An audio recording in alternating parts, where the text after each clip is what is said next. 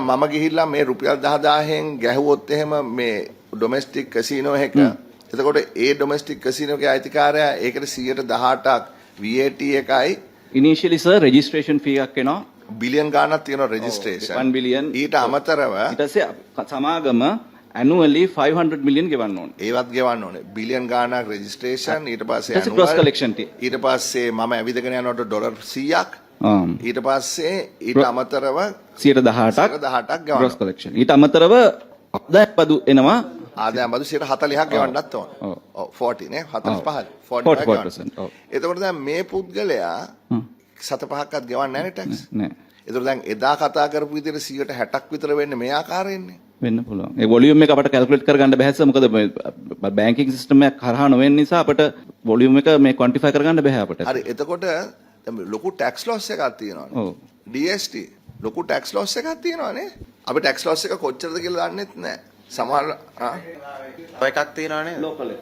ඔව් ඒකත් කියන්නකෝ. දැන් ඔය කිව්ව එක ජාතිය කට්ටියන්නේ. ඒ කියන්නේ පොඩි පොඩි ඒජන්ට්ස්ලා හරහා කරන එක. ලෝකල් එක කියන්නකෝ. ඒක කොහොමද? ලෝකල් එකේ අපේ ළඟට ඇවිල්ලා තියෙන්නේ බෙටිං. අර අපි කිව්වොත් මේ කියන්නේ ගේමින් නෙවෙයි, කැසිනෝ විදියට නෙවෙයි, බෙටිං විදියට තමයි අර 37 දෙනා රෙජිස්ටර් වෙලා ඉන්නේ. එතකොට ගේමින් වෙන්නේ නැද්ද?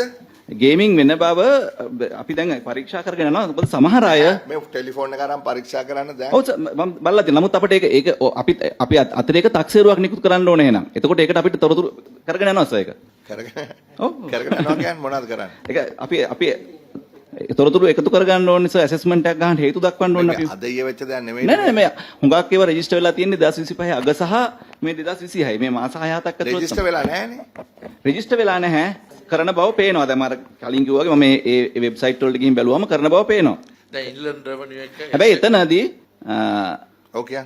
එතනදී දැන් ඒගොල්ලෝ අපිත් එක්ක රෙජිස්ටර් වෙලා ඉන්නේ බෙටිං ඇක්ටිවිටීස් වල රෙජිස්ටර් වෙලා ඉන්න නිසා සහ ඒ ගනුදෙනු කරන බැංකුව විස්තර අපේ ළඟ තියෙන නිසා ඒ ගනුදෙනු යන්නේ බැංක් account වලට. එතකොට gross collection tax එක එකතු වෙනවා. එකතු නොවෙනවා නම් වෙන්නේ annual levy එක තමයි. නෑ ඉතින් ඒ වුණාට මේක කරන්න බෑනේ. ඔව්. නීතියෙන් තහනන්නේ. ඔව් නීති විරෝධී.